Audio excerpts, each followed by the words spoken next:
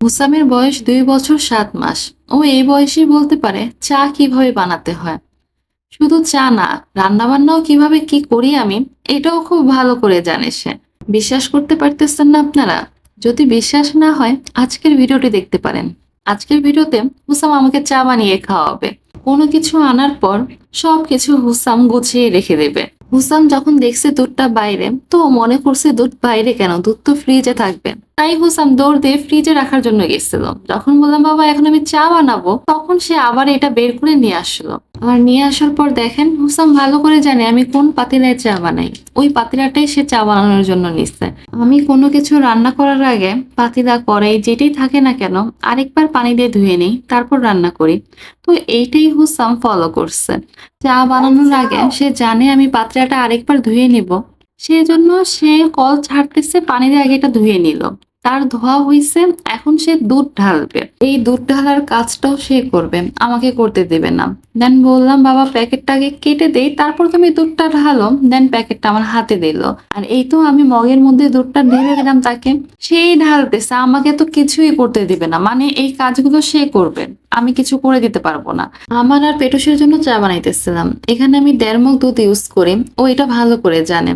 এখন দেখেন ওর দুধ নেওয়া কিন্তু শেষ। ও জানে আমি আর দুধ দিব না, আর সেও আর নিবে না। শুধু দুধ দিয়ে তো আর চা হয় না, সাথে তো চিনিও লাগবে, চা পাতা লাগবে, এইটা জানে সে। তাই তো দেখেন দৌড় দিয়ে আগে সে চিনি নিতে গেছে। চিনির পটটা হুসামের হাতে দিলাম, ও নিজের হাতে এটা খুলবে, বাট ও তো এটা খুলতে পারবে না। বললাম বাবা আমি এটা খুলে দিই, তারপর তুমি চিনিটা দাও। খুলতে একটু নিছি, দেখেন কি করতেছে। ও মনে করছে ওর হাত দিয়ে মনে হয় চিনি দেওয়াবো না।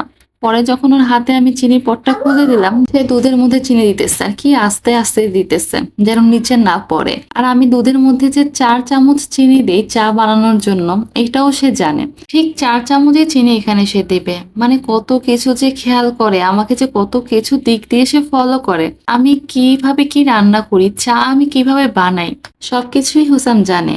চার মধ্যে আমি কতটুকু চিনি দিই, কতটুকু চা পাতা দিই, এটাও সে বলতে পারে। চিনির পটটা আমার হাতে দিয়ে এখন সে দৌড় দিয়ে গেছে চা পাতার পট নেওয়ার জন্য। এটার মধ্যে যে চা পাতা আছে এটা সে বলতে পারে, আরে এটা আমাকে আবার হাতে দিল।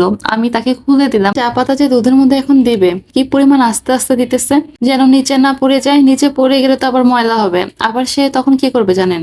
ঝাড়ু নিয়ে এসে ঝাড়ু দিয়ে দিবে। মানে কত কাজে যে আমাকে সে সাহায্য করে।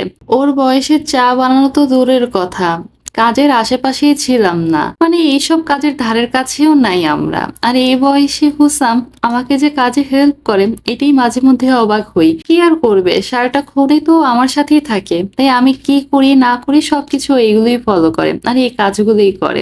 দুধ, চা পাতা, চিনি সবকিছু দেওয়া শেষ। এখন সে পাতিলাটা চুলার মধ্যে দিয়ে দিবে। জানি এরপরে আর কোনো কাজ নেই। সন্ধ্যার দিকে আমার বাসায় তেমন গ্যাস থাকে না, অল্প আঁচ থাকে, এটার মধ্যেই আমি চাটা জাল পাওয়াইতে থাকি। আর কোনো কাজ থাকে না। যখন দেখি চাটা ঘন হয়ে যায় তখন ঢেলে নিয়ে আসি। ওইটাই হুসাম করলো, পাতিলাটা চুলার মধ্যে বসিয়ে দিল। আর কোনো কাজ নেই, সে জানে। যাই হোক ওই কাজ তো শেষ। এসে দেখলাম পেটুস তার সেন্টু গেঞ্জি ধুইতেছে। পেটুস অফিস থেকে আসার পর ও নিজেরটাই এগুলো ধুয়ে ফেলে। তো এইটা দেখে এখন হুসাম দৌড় দিয়ে এসে তার ধুইতে হবে। মানে এই কাজ তার না করলে তার হবে না, সবাইকেই তার সব কাজে হেল্প করা লাগবে। এগুলো সে এখানে ধুইতেছিল। আমি পরোটা ভাজার জন্য ইন্ডাকশন চুলে বসে পড়লাম। সে যেই দেখলো আমি পরোটাটা বের করছি, ওইখান থেকে দৌড় দিয়ে আসছে। পরোটা সে নিজের হাতেই ফ্রাই প্যানে দিবে, আমাকে দিতে দিবে না। মানে তারে নিয়ে যে কি করব আমি। এই কাজটা শেষ করে যেই দেখছে ওর পাপার ধোয়া শেষ, এখন মগটা বাথরুমে রাখবে, এই মগটাও তার রাখতে হবে। দৌড় দিয়ে আবার ওইটা রাখার জন্য গেছে। দেখছেন কত কাজ করে ও। তার তো এইসব কাজ শেষ হয়েছে, এখন যেই টুলের উপর দাঁড়িয়ে সেই কাজগুলো করছে, এখন এই টুলটা তো রাখতে হবে। পেটু সেই টুলটা সবসময় আলমারির উপর রেখে দেয়। হুসাম এই টুলের উপর খেলতে গেলে ও পড়ে যায়, সেজন্য আর কি নিচে নামিয়ে রাখে না। আর এইদিকে হুসাম এখন টুল নিয়ে আসছে আলমারির উপর রাখার জন্য। ও কতক্ষণ লাফাইতেছিল, ও রাখতে পারতেছে না। ওর এই কাণ্ড দেখে আমি যে কি পরিমাণ হাসতেছিলাম। যাই হোক এটা ছিল হুসামের হাতের বানানো চা। ওই দিন এই চাটা খেতে একটা অন্যরকম শান্তি লাগতেছিল। আজকের ভিডিওটি এই পর্যন্তই। ভালো থাকবেন সবাই, আল্লাহ হাফেজ।